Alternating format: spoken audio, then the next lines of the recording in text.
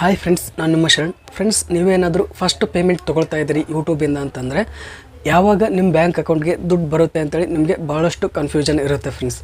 ನನಗೂ ಕೂಡ ಅದೇ ಥರ ಕನ್ಫ್ಯೂಷನ್ ಇತ್ತು. ಈ ಒಂದು ಕನ್ಫ್ಯೂಷನ್ ನಿಮಗೆ ಕ್ಲಿಯರ್ ಮಾಡೋಕ್ಕೋಸ್ಕರ ಈ ವಿಡಿಯೋ ಮಾಡ್ತಾಯಿದ್ದೀನಿ. ನನಗೆ 2 ಚಾನಲ್ ಇದೆ. ನಂದು 2 ಚಾನಲಿಂದ ಬೇರೆ ಬೇರೆ ಡೇಟ್ಗೆ ದುಡ್ಡು ಬಂದಿದೆ.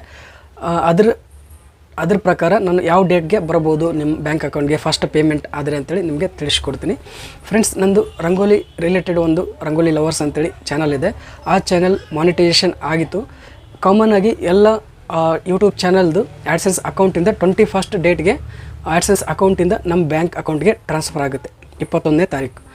ಟ್ರಾನ್ಸ್ಫರ್ ಆದಮೇಲೆ second payment, third payment, fourth payment ಈ ಥರ ಇತ್ತು ಅಂತಂದರೆ ಬೇಗ ನಮ್ಮ ಬ್ಯಾಂಕ್ ಅಕೌಂಟ್ಗೆ ಬಂದುಬಿಡುತ್ತೆ. ಆದರೆ ಫಸ್ಟ್ ಪೇಮೆಂಟ್ ಇತ್ತು ಅಂತಂದರೆ ಸ್ವಲ್ಪ ಲೇಟ್ ಆಗುತ್ತೆ.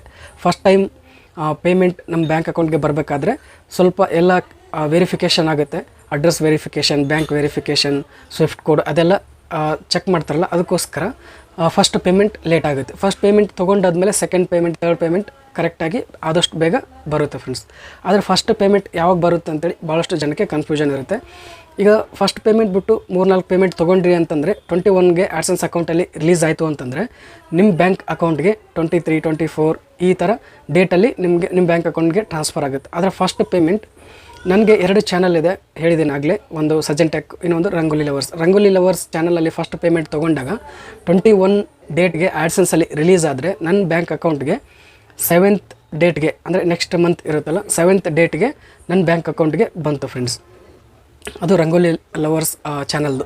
ಈಗ ಸಜ್ಜನ್ ಟೆಕ್ ಚಾನಲ್ದು ನಿನ್ನೆ ರೀಸೆಂಟಾಗಿ 11 ಗಂಟೆಗೆ ಬಂತು. ನಂದು ಅಮೌಂಟ್ ಬಂತು ಆ್ಯಡ್ಸೆನ್ಸಿಂದ ನನ್ನ ಬ್ಯಾಂಕ್ ಅಕೌಂಟ್ಗೆ ಟ್ರಾನ್ಸ್ಫರ್ ಆಯಿತು. ಇದು 21ಗೆ ಆ್ಯಡ್ಸೆನ್ಸಿಂದ ರಿಲೀಸ್ ಆಗಿದ್ದು 31ಸ್ಟ್ಗೆ ಬಂತು ಫ್ರೆಂಡ್ಸ್. 31 11 ಗಂಟೆ ಆ ಥರ ಬಂತು ಫ್ರೆಂಡ್ಸ್. ಈ ಥರ ಹೆಚ್ಚು ಕಡಿಮೆ ಆಗ್ತಾ ಇರುತ್ತೆ.